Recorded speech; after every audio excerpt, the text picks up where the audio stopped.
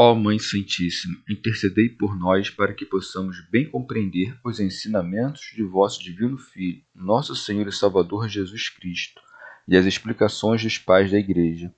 Ó Virgem Imaculada, ofereço-vos este trabalho e peço que abençoais aqueles que o ouvirem, e que seja para a maior honra e glória de Deus. Amém. Senhor onipotente, purificai o meu coração e os meus lábios. Vós, que purificastes os lábios do profeta Isaías com carvão em brasa, e dignai-vos, por tal modo, purificar-me com a vossa misericórdia, para que possa dignamente anunciar o vosso santo Evangelho. Por Jesus Cristo nosso Senhor. Amém. Senhor, abençoai-me. Que o Senhor resida no meu coração e nos meus lábios, para que anuncie digna e convenientemente o seu Evangelho. Amém. Evangelho de Nosso Senhor Jesus Cristo, segundo São Lucas. Marta e Maria. Jesus, estando em viagem, entrou num povoado, e certa mulher, chamada Marta, recebeu-o em sua casa. Sua irmã, chamada Maria, ficou sentada aos pés do Senhor, escutando-lhe a palavra. Marta estava ocupada pelo muito serviço. Parando por fim, disse: Senhor, a ti não importa que minha irmã me deixe assim sozinha fazer o serviço? Diz-lhe, pois, que me ajude. O Senhor, porém, respondeu: Marta, Marta, tu te inquietas e te agitas por muitas coisas. No entanto, pouca coisa é necessária, até mesmo uma só. Maria, com efeito, escolheu a melhor parte, que não lhe será tirada. Comentários dos Pais da Igreja. São Beda. O amor a Deus e ao próximo, que acima estava encerrado nas palavras e nas parábolas, aqui é demonstrado com feitos e na realidade. Está dito: Jesus, estando em viagem, entrou num povoado. Orígenes. O nome desta aldeia, Lucas não a diz, mas João o revela, chamando-a de Betânia. Santo Agostinho. Mas o Senhor, que veio para o que era seu, e aos seus não o receberam, foi recebido como hóspede. Segue-se, afinal, que certa mulher chamada Marta recebeu-o em sua casa, como soem ser recebidos os estrangeiros. E, no entanto, é uma escrava quem recebe o seu Senhor, uma doente quem recebe o seu Salvador, uma criatura quem recebe o seu Criador. Mas, para que não digas: ó, bem-aventurados os que merecem receber Cristo em sua própria casa, não te aflijas, pois o Senhor disse: em verdade vos digo, cada vez que o fizestes a um desses meus irmãos mais pequeninos, a mim o fizestes. Tomando a forma de escravo, quis, sob essa forma, ser alimentado pelos seus escravos, por vontade de lhes conceder essa honra, e não por necessidade da sua condição. Tinha, é verdade, a carne, sob a qual sentia fome e sede, mas no deserto, no momento em que sentiu fome, os anjos vieram lhe servir. Logo, se quis aqui ser alimentado, é ele que prestou uma graça a quem o alimentava. Marta, portanto, ocupava-se dispondo e preparando tudo a fim de servir o Senhor. Já Maria, sua irmã, preferiu ser por ele alimentada. Daí que siga: sua irmã, chamada Maria, ficou sentada aos pés do Senhor, escutando-lhe a palavra. São João Crisóstomo. O evangelista não diz simplesmente que Maria estava sentada perto de Jesus, mas a seus pés. Assim mostra a diligência, a assiduidade e a destreza em ouvir, bem como a grande reverência que tinha para o Senhor. Santo Agostinho. Quanto mais se humilhava sentando aos pés do Senhor, tanto mais fruto colhia das palavras dele. As águas, com efeito, confluem na baixeza do vale, descendo das alturas das colinas. São Basílio. Toda obra e palavra do Salvador é regra de piedade e de virtude. É para isso, afinal, que se revestiu do nosso corpo, para que lhe imitássemos, na medida das nossas capacidades, o modo de viver. São Cirilo. Por ser exemplo, Nosso Senhor ensina aos discípulos como devem se portar na casa dos que os recebem. Aos que chegam à casa, prescreve que não se entreguem ao ócio e ao repouso, mas antes enchem seus anfitriões dos ensinamentos sagrados e divinos. Aos que preparam a casa para receber um hóspede, que saiam cheios de alegria ao seu encontro, e por 2 causas. Em primeiro lugar, porque serão edificados pelos ensinamentos dos seus visitantes. Em segundo, porque levarão em troca a recompensa da caridade. Daí que siga, Marta estava ocupada pelo muito serviço. Santo Agostinho. Marta fazia bem servir a necessidade e a vontade corpórea do Senhor, como se o fizesse a um mortal. Este, porém, que estava revestido da carne mortal, no princípio era o Verbo. E isto é o que Maria ouvia. E o Verbo se fez carne. Isto é o que Marta servia. Esta se afadigava, aquela repousava.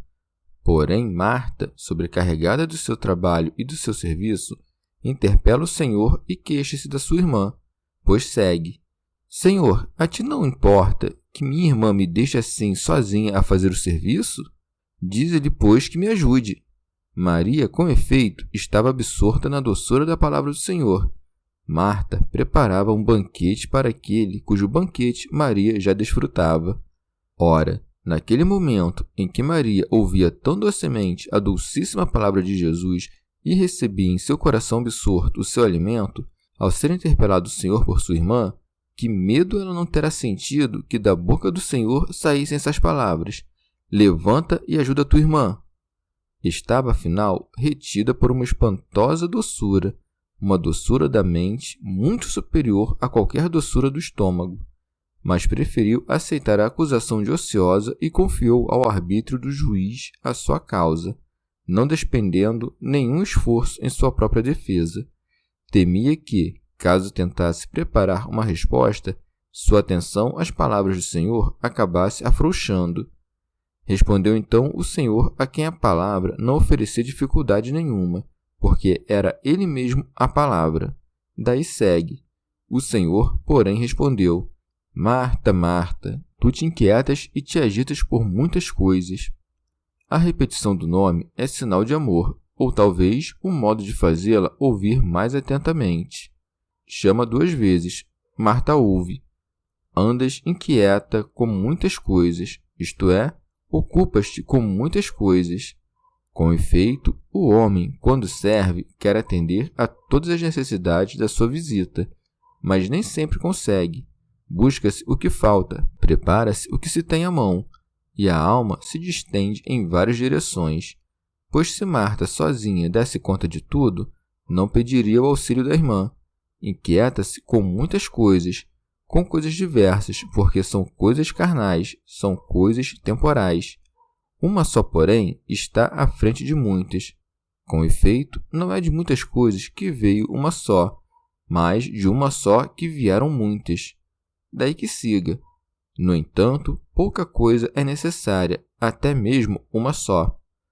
Maria quis ocupar-se de uma só coisa, em conformidade com as palavras do Salmo. Mas para mim é bom estar junto de Deus. Uma só coisa são o Pai, o Filho e o Espírito Santo, e a esta coisa única não chegamos a menos que tenhamos um só coração. São Cirilo.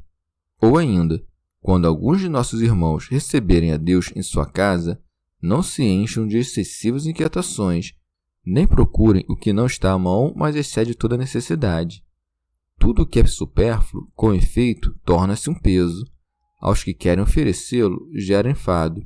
Aos convidados, passa a impressão de que são causa de fadigas. São Basílio. É absurdo ingerir alimentos para o sustento do corpo e, por estes mesmos alimentos, embargar o corpo, impedindo-o de cumprir os deveres dos divinos mandamentos. Se vier, portanto, um pobre, receba o modelo e exemplo da moderação de comida, e não preparemos a nossa mesa de modo a agradar aos que querem viver nos prazeres. A vida do cristão é sempre uniforme, tensionando sempre a um só intento, que é a glória de Deus. Multiforme e vária, porém, é a vida dos que estão do lado de fora, diversificada segundo o gosto de cada um. Tu, no entanto, que preparas uma mesa abundante para o deleite do teu irmão, Por que fazes cair sobre ele a acusação de voluptuoso e o labéu da glutonaria, incriminando-o no ato mesmo de preparar-lhe delícias? O Senhor não elogiou Marta quando ela se ocupava da contínua lida da casa. Santo Agostinho. Como? Deveremos pensar que foi repreendido o serviço de Marta, que se ocupara com os afazeres da hospitalidade, que se alegrava de receber tamanho hóspede? Se isto é verdade, cessem os homens de servir aos necessitados. Dediquem todo o seu tempo à palavra. Seja a ciência da salvação sua única ocupação. Não se preocupem mais se há um estrangeiro na aldeia, se alguém necessita de pão. Deixem de lado as obras de misericórdia, apliquem toda a sua atenção à ciência. Teofilacto Diócrida. O Senhor, portanto, não se opõe à hospitalidade, mas à preocupação com muitas coisas, isto é, à distração e à agitação, e observa a prudência do Senhor. De início, nada dissera a Marta, mas depois que ela tentou arrancar a sua irmã da audição do Senhor, aí, dada a ocasião, repreendeu-a. A hospitalidade, afinal, merece honra enquanto nos atrai às coisas necessárias. Quando passa a ser um empecilho às coisas mais importantes, está claro que a audição das palavras divinas é mais digna de honra. Santo Agostinho. O Senhor, logo, não repreendeu a obra de Marta, mas distinguiu uma ocupação da outra. Segue, afinal, Maria, com efeito, escolheu a melhor parte, que não lhe será tirada. Tu não escolheste uma parte má, mas ela escolheu uma parte melhor. Melhor por quê? Porque não lhe será tirada, ao passo que a ti será um dia tirado o fardo da necessidade. Com efeito, não encontrarás, quando vieres à pátria, um estrangeiro com quem praticar a hospitalidade, mas te será tirado por teu bem, para que recebas o que é melhor. Teu trabalho te será tirado para que recebas o descanso. Tu navegas, ela já está no porto, porque é eterna a doçura da verdade. Nesta vida, a doçura vai crescendo naquela, chega à perfeição e nunca será tirada. Santo Ambrósio. Deixa-te, portanto, ser levado pelo desejo da sabedoria, assim como Maria. Esta, afinal, é a obra maior e mais perfeita, para que o cuidado com o serviço não afaste o conhecimento da palavra celestial, nem tampouco acuses ou julgues ociosos os que vejas dedicados à sabedoria. Santo Agostinho. Em sentido místico, Marta, recebendo o Senhor em sua casa, representa a Igreja, que agora recebe o Senhor em seu coração. Maria, sua irmã, que estava sentada a seus pés e lhe ouvia a palavra, representa a mesma Igreja, porém no século vindouro, em que, abandonado todo o trabalho e serviço aos indigentes, desfruta apenas a sabedoria.